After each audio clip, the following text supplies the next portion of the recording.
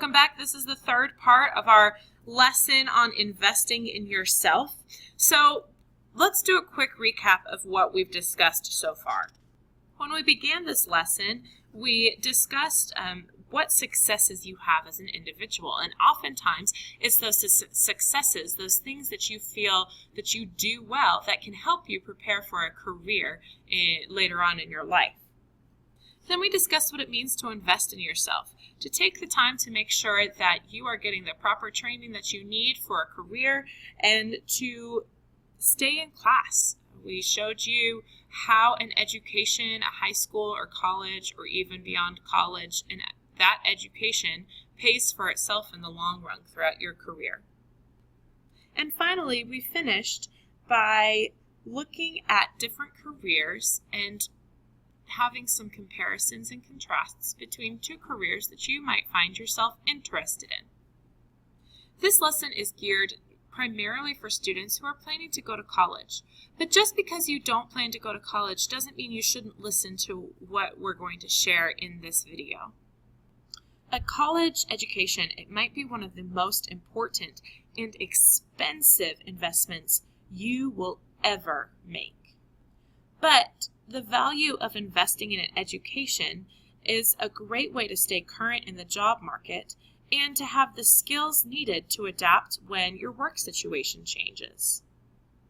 I want you to take a moment and turn to page 11 in your student guide and read that top of the page. It's titled A Lifetime of Dividends, a lifetime of education dividends. So go ahead, find this on page 11 in your student guide and read this to yourself. I love what this article says about learning. Learning isn't a one-time event, it says. And investing in training and education throughout your career can often pay dividends by improving your chances to earn promotions. Or keeping up your skills to date will also help you bounce back if you become unemployed. So the more employability skills you have, the higher chances of getting employed in a job that you enjoy there are for you. I think the last sentence is also very important. It says, luckily, there are education and training options to suit everyone. So I want to explain a bit about colleges, but before I do that, I do want you to read pages 11 and 12. So Beyond the Hallowed Halls of College, and then it talks about some different types of education training that you could get after high school. So go ahead, pause this again, and read pages 11 and 12, Beyond the Hallowed Halls of High School or college. Now that you are finished reading, and if you're not, I want you to pause right now, but now that you're finished reading, you can kind of see that Gina has some different ideas than Kevin does about what to do after high school.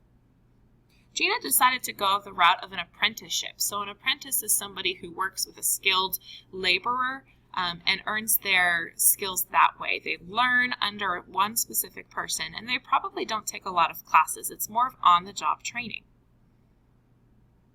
Kevin, being a doctor, he's probably going to go through a 4-year college and then beyond. So here are a few different educational options that you have after high school. You could go to a traditional 4-year college, Virginia Tech, Liberty University, the University of Virginia, Georgetown. These are all 4-year universities that you could choose to go to. There are much smaller ones as well. But after 4 years of college, you earn a bachelor's degree. 2-year colleges, which are community colleges, and junior colleges, they give you an associate degree or sometimes a certificate for a specific area of work. Apprenticeships, those combine on-the-job training with classroom instruction. So that is usually a 2 to 4 year program, depending on what it is that you are looking for an apprenticeship for. It might be that you, like Gina, want to work with cars, or perhaps you'd rather work in a kitchen or doctor's office. There's a lot of times where you can become an apprentice and learn the tricks of the trade. And finally, you could also choose to enter into the U.S. military. There are thousands of jobs that need to be filled within the U.S. military every year.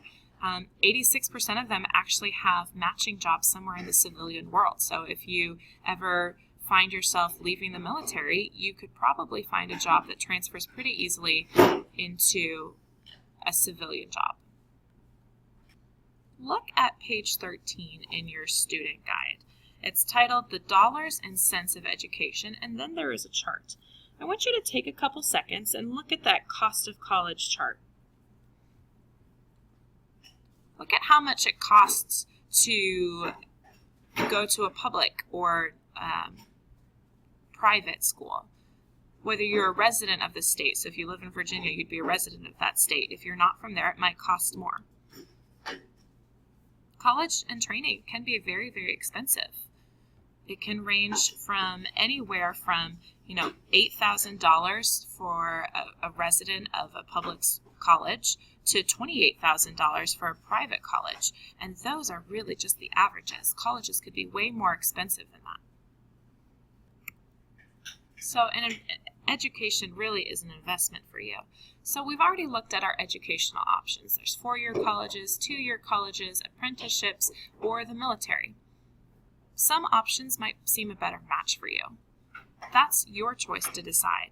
This is something that you can work through on your own, or maybe with your guidance counselor or your family. But it's time to start looking at your education options if you haven't already. Okay, so you've decided to get an education after high school. It's one of the most important and expensive events in your life, and we have to be careful with our decisions. You've already had a unit on borrowing money as well as money management, and here's just some tips and tricks to help you as you get an education. So when you get an education, you're really going to want to stick to a budget. You're going to probably be paying back some loans. Maybe you have a scholarship. If that's the case, wonderful. But remember, during this time, you're probably not going to be making a lot of money because as a full-time student or an apprentice, you don't make as much as you would working full-time at a job. Use discounts if you can. If you can find coupons, use them. They're great. Also, searching for scholarships or grants, if you already know that you don't have many available to you, would be a wonderful way to streamline your expenses. Also, be strategic about your income sources. That means that you need to make plans for the long-term value. You could explore or jumpstart your career by starting to work a little bit while you're in college or while you're working as an apprentice. It means you might be working longer hours, but you can earn while you learn. And that is going to really help you in your education pursuits. Not only will you be learning tips and tricks and getting the education that you need for a career, but you're also starting your career early. Some students go to school and they think that they want to have one occupation when they finish college and then change their way halfway through. There's nothing wrong with that, but I highly encourage you to map out a plan before you go to college. Make sure you know the steps. And that's what we're going to be working on throughout this unit, is making a plan to make sure that you are fully 100% prepared for whatever education you decide to receive after college. Make sure that you stick to that plan. If you really need to change it, then make sure that you have someone who is working with you that can help you adjust that plan as needed. That's going to help you as you minimize the need to catch up for courses. If you change from one extreme to another, like if you wanted to go into healthcare and then you changed your mind and wanted to go into auto body, there are some big changes that would have to happen in your courses. So plan out what you're going to do and how you're going to do it. The rest of your goal for this lesson is to reflect on these 2 questions. One of them is, what are the 3 greatest challenges you will face when you prepare for your first career? List those 3 challenges, and then I want you to explain why they are going to be a challenge for you. The next question I have is, what are the greatest opportunities you might encounter while you're preparing for your first career? So what are some things that could help you as you're going forward? How can you get to your career in a reasonable amount of time without spending too much money for yourself? So go ahead, pause this video. You can keep this slide on the screen and answer these 2 questions.